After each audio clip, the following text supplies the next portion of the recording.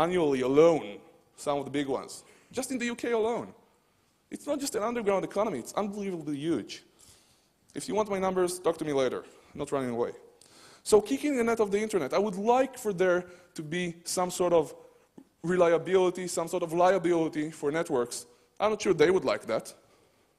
Networks actually introduced regulation, or the discussion of regulation, with net neutrality, which was a shocker, although somebody explained it to me. They don't want to be regulated, which is fine. The US government said, this is going to be a private thing, go and do your thing, thingy. And I said, no, no, no, give it back to us. We want to add some restrictions over there. So a Trevo intercage, what I like to call the American RBN. I still don't feel very, safe is not the right word, I don't feel right to talk about the Trevo intercage and what happened there and how it went off the air. But whether it was a victory or whether we just once again gave them, the criminals, not the bad guys, not the miscreants, a boost, an evolutionary boost. Go, spread around, spread your wings, make it harder for us the next time. It was a moral victory. Finally we thought, hey, we're getting something done. For one moment, and I'm quoting Angel here, a lot of Buffy references today, for one moment we stopped the machine, the evil machine. Spam dropped. It was back the next day or the next week, but people felt pretty good about that. But what's the difference between a witch hunt and keeping the internet clear? Because a few years ago, networks would have said, hey, who are you to be the internet's firewall? Today they're saying, and again, I'm not quite willing to talk about how that happened yet, that network is bad enough that we don't want it here. And other networks, hosting providers, for example, that grew up saying, we have a problem making money, let's accept some, say, Black Hat users for now until we grow big enough so we don't need them. Started sending emails and saying, how do we get involved with real security people?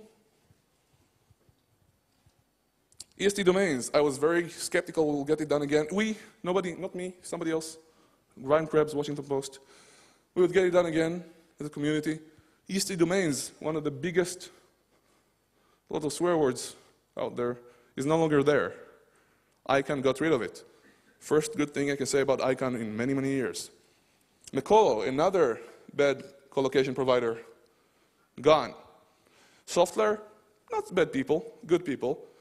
People in our community, in closed forums, started saying, we need to get rid of software layer as well. Look at them, they're not responding to abuse reports. No, we're not unreasonable people, and we don't control the internet. So we went to talk to them. Really good people. And they're working very hard to clean their act.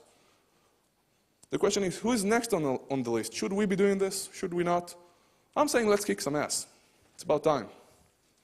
But it's not as simple as that.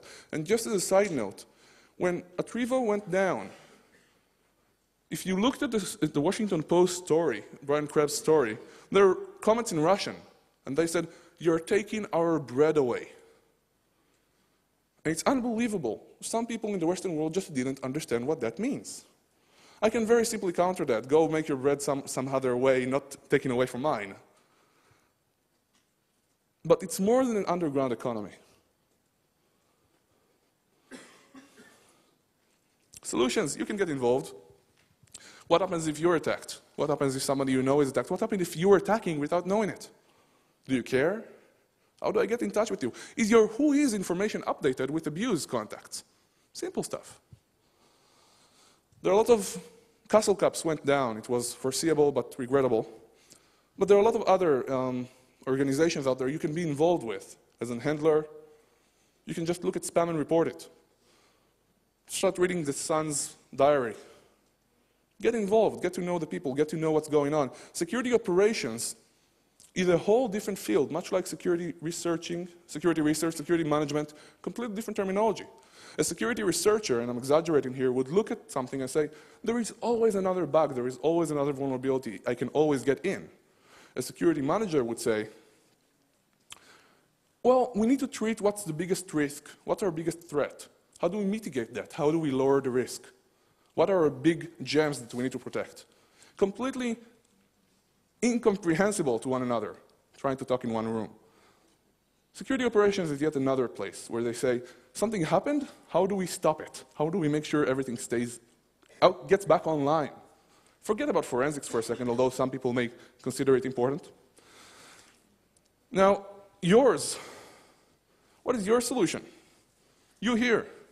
Diversity matters. When I started, I said to people, why are we not sharing more resources? Why are we not doing more together? Why double our resources? Not everybody is going to work together.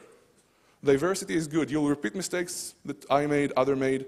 You'll find some things that are no longer true. We got set in our ways. We have stupid taboos. Like the antivirus industry is about sharing virus samples when they're all out there. They have a moral standpoint. That is fine. They also had a grip on the antivirus industry, so nobody could get samples, and they would call you a black hat if you did.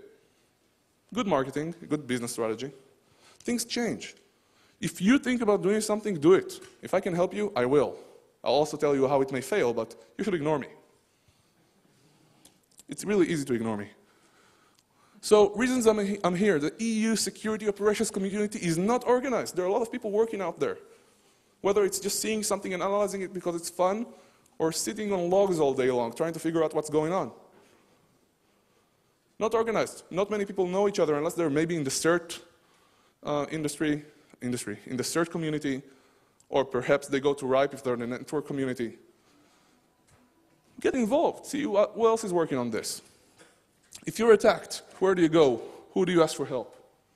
So I'm not the guy, but if you need somebody to connect you with somebody else, feel free to email me. I'm unfortunately unable to answer all my email, but I will do my best to help, just to connect you with people.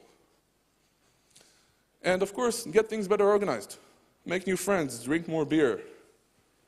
Beer matters. This is not a joke.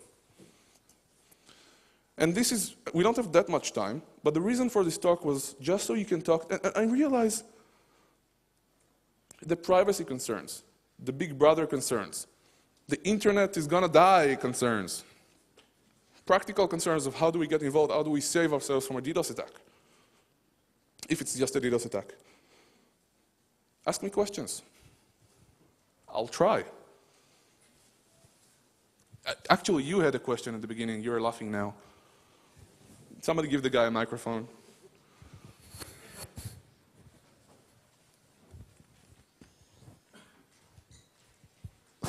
Okay, I'll give it another try. I will try not to catch you this time. Okay.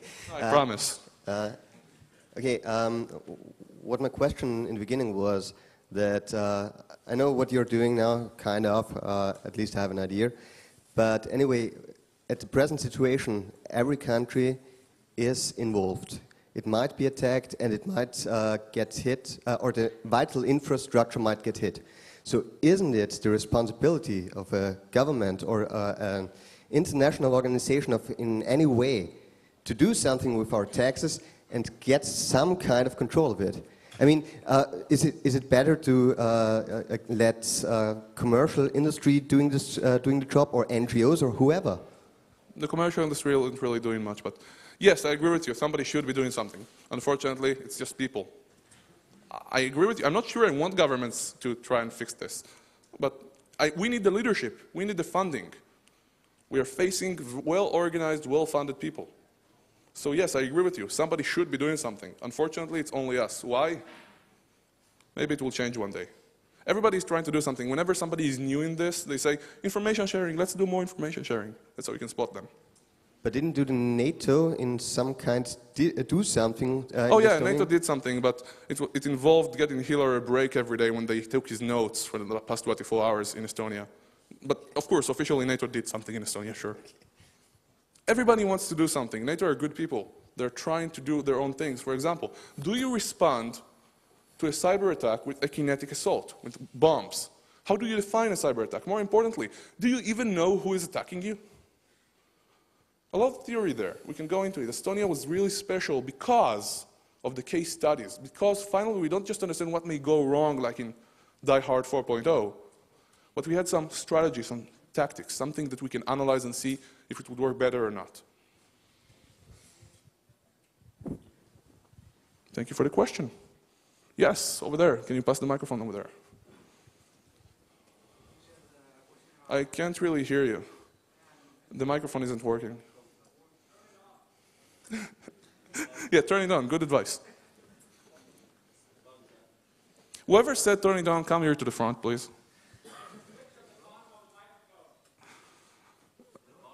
Give it to him. He'll fix it for you.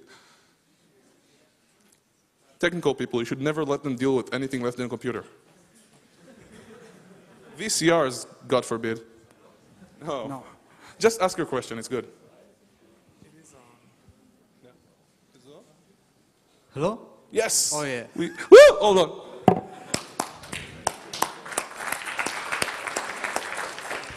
Go ahead, please. Thank you. Is about the cyber warfare. I can't hear him. Everybody, please be quiet.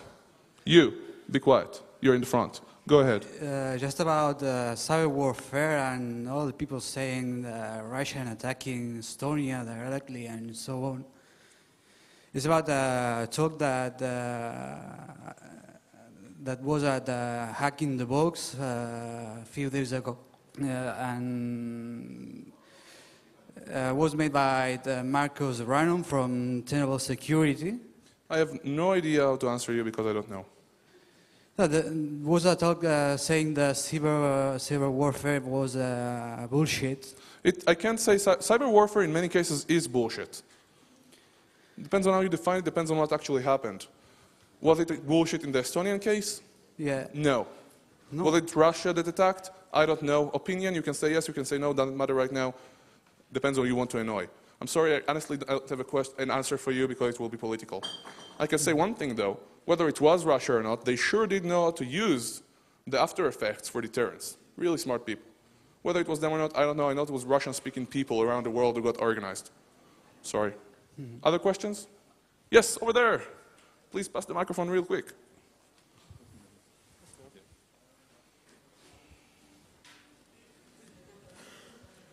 Test. Okay. Works. Thank you. You're welcome. Now, I think cyber terrorism may very well be, or cyber warfare may very well be the next terrorism, in the sense that the governments may be responding inappropriately in order to pass their own personal agendas in order to deal with things. And I think in regard to government internet response, we have a very good example fairly recently where the government of England set up proxy servers in order to block Wikipedia from the British people so that they could actually filter out an album cover. And there was an album cover, I think it was in the 1970s, that contained a naked picture of a child. My dog wasn't born yet. This just happened this year, but it's very interesting to me that the government of the UK actually blocked pretty much the whole country over what, in my opinion, was a misguided agenda. So if the absolutely, everything new that gets involved in politics. I agree with you. Oh yeah, and you know, as soon as you start putting money into blocking and fighting this cyber warfare, that money is going to be going into surveillance, into privacy. We did talk about cybercrime here. You do know that, right? But Well, I yeah. agree with you. That was a very well-made comment. Thank you. Just an example, though, of incident response, where an incident occurred. I got your example. It was a good comment, but now I don't have time for you. Sorry. Cool. Other questions before we finish? Yes, over there. We're not going to wait for the microphone. I'm just going to give you mine.